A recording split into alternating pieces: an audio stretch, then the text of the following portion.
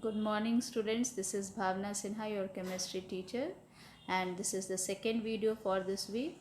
As you all know, we are discussing the chapter Some Basic Concepts of Chemistry, and we have started the topic Laws of Chemical Combinations, in which two laws I have explained in the last class. Rest two laws we will discuss today. So let us see. Today we will start with the third law, that is law of multiple proportions.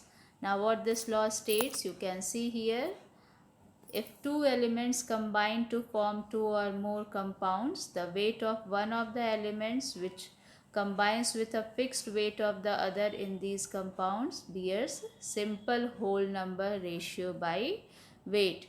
That means if two elements are combining to form two or more than two compounds, then the weight of one of the element which combines with a fixed weight, it combines with a fixed weight of the other in these compounds, they are always present in simple whole number ratios by their weight. They are always present in simple whole number ratios by their weight. Now see examples. Through examples I am going to explain you. You can see here I have just taken the example of two compounds which are formed by hydrogen and oxygen. Here also hydrogen is there, oxygen is there, and they are combining to form water. And the second also hydrogen is there, oxygen is there, and they are combining to form hydrogen peroxide. Now here you can see the masses of oxygen, that is 16 gram and 32 gram, which combines with a fixed mass of hydrogen, that is 2 gram, bear a simple ratio, that is 16 is to 32 or 1 is to 2. What it is? 1 is to 2. That means if we change the ratio between the different elements, then the compound gets changed. Okay, the same combination of elements can form different types of compounds only when the ratio between the elements get changed.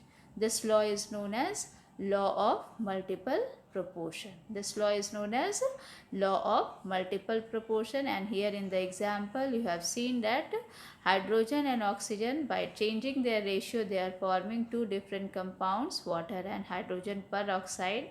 And the thing is that there is no property similar between water and hydrogen peroxide.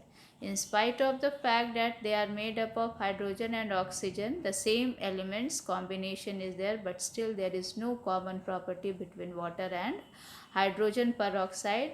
It is due to the change in their ratio. So the ratio also matters, and as the ratio gets changed, the compound gets changed and the properties also get changed. So this is the law of multiple proportion. Now let us see the next law. The next law is Gay-Lussac's law of gaseous volume. Okay, Gay-Lussac's law of gaseous volume. Now let us see what this law says. You can see here it is written, the law states that under similar conditions of temperature and pressure, that means the temperature and pressure remains constant, whenever gases combine, they do so in volumes which bear simple whole number ratio. That means there will be simple whole number ratio between the volumes of the gases which are combining at the same temperature and pressure.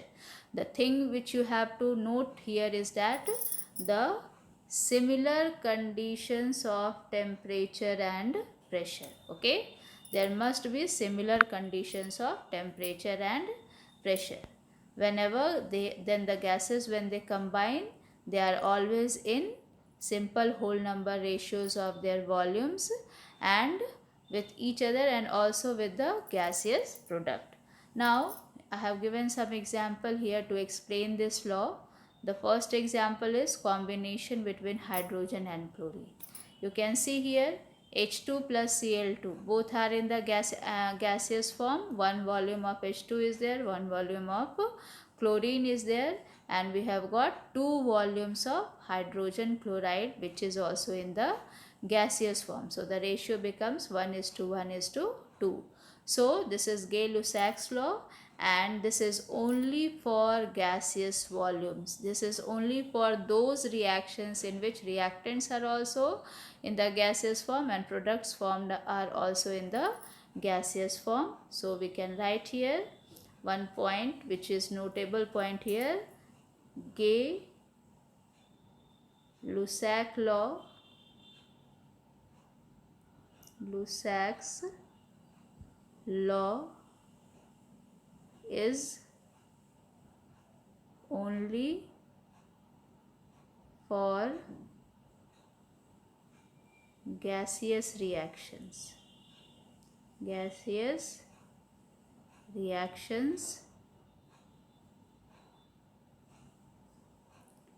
where both reactants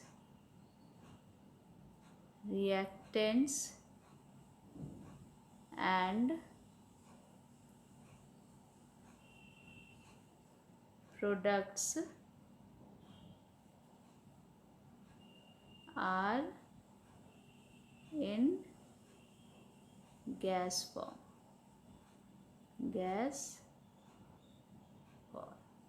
Okay, Gay-Lussac law is only valid for those reactions in which reactants and products both are in the gaseous form. Okay, so you can see another example I am giving you here, that is the combination between nitrogen and hydrogen. Now see, the two gases lead to the formation of ammonia gas under suitable conditions. And what is the chemical reaction? You can see here, N2 which is in the gaseous form, H2 which is also in the gaseous form, they are combining to form NH3, that is ammonia gas. Now 1 volume of N2 combines with 3 volumes of hydrogen gas to form 2 volumes of ammonia gas. So what is the ratio here? 1:3:2. So this Gay-Lussac law is only valid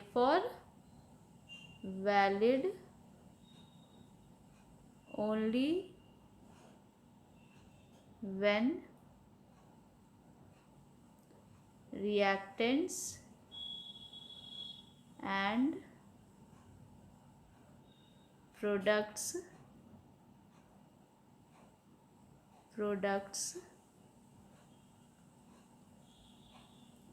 both are in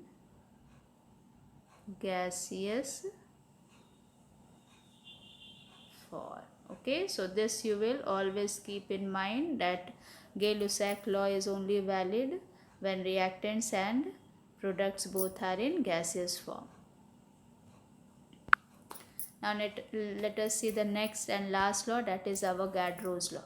Now what this law states, Avogadro proposed that, Avogadro is the name of the scientist who has given this law, okay, that equal volumes of gases at the same temperature and pressure should contain equal number of molecules.